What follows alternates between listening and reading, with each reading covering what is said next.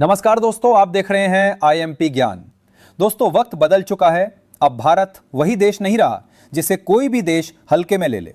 पहले जो भारत चुपचाप अपने पड़ोसियों की हर चाल को सहायता रहा, अब वही भारत अपने दुश्मनों को घर में घुसकर जवाब दे रहा है।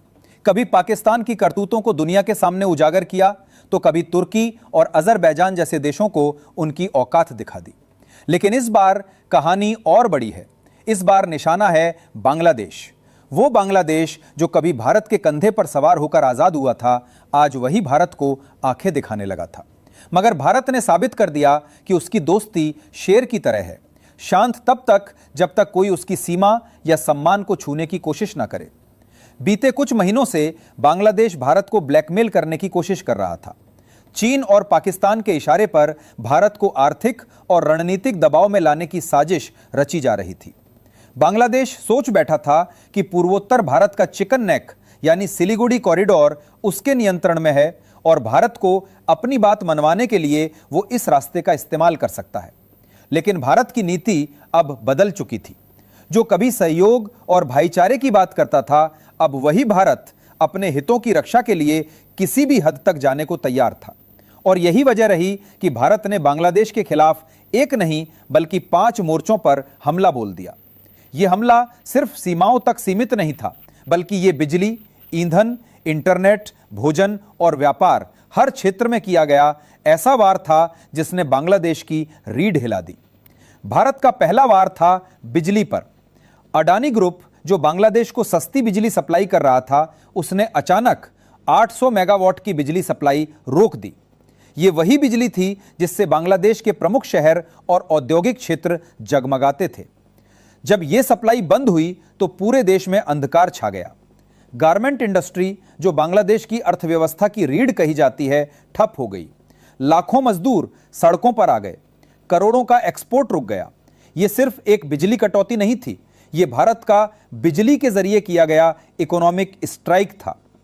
पहले अडानी समूह यह बिजली 14% प्रति यूनिट की दर से देता था, लेकिन अब वही बिजली 40% प्रति यूनिट में ऑफर की गई। 3 गुना बड़ी दरों ने बांग्लादेश के उद्योगपतियों को हिलाकर रख दिया। बांग्लादेश के पास कोई विकल्प नहीं था, क्योंकि उनके अपने पावर प्लांट या तो पुराने थे या फिर गैस की कमी से जूझ रहे थे।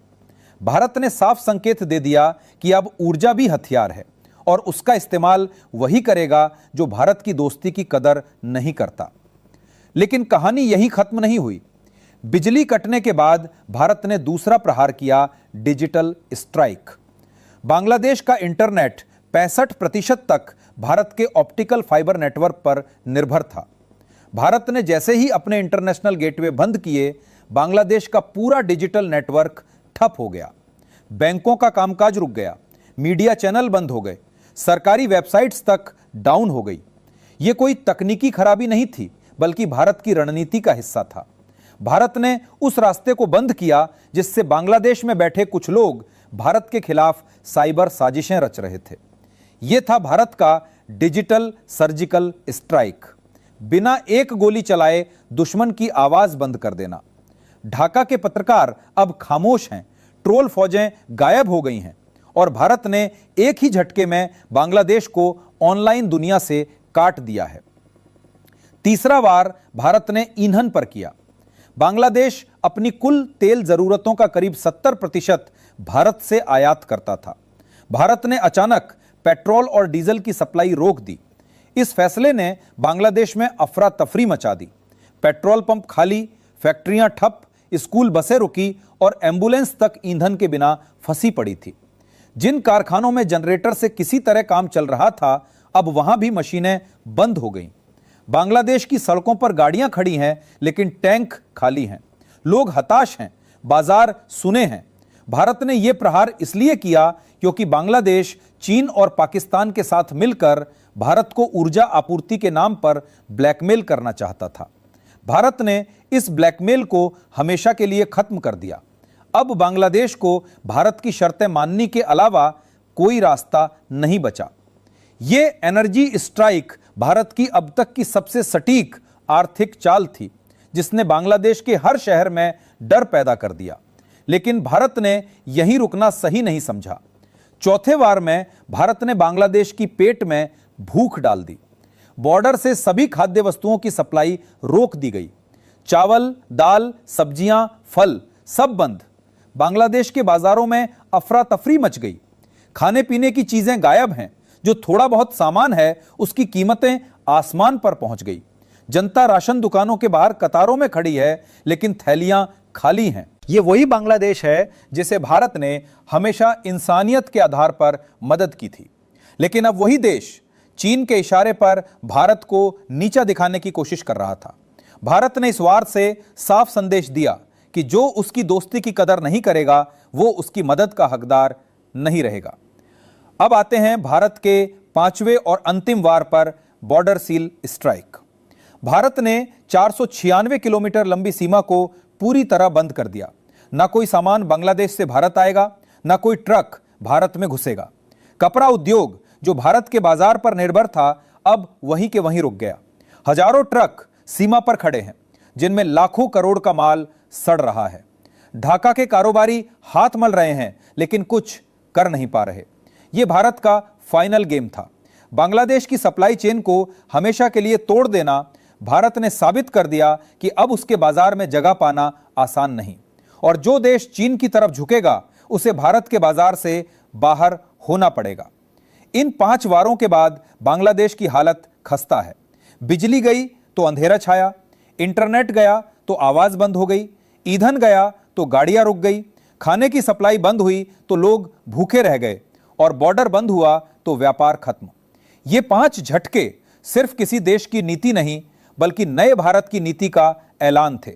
भारत ने दिखा दिया कि अब कूटनीति का अर्थ बदल चुका है। अब यह डायलॉग नहीं, एक्शन का दौर है।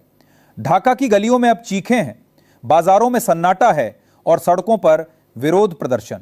बांग्लादेश सरकार चीन से मदद की गुहार लगा रही है, लेकिन कोई देश उसके साथ खड़ा होने को तैयार नहीं। जब बांग्लादेश ने संयुक्त राष्ट्र में भारत के खिलाफ आवाज उठाई, तो भारत की बेटी ने वहां ऐसा जवाब दिया कि पूरा हॉल तालियों से गूंज उठा।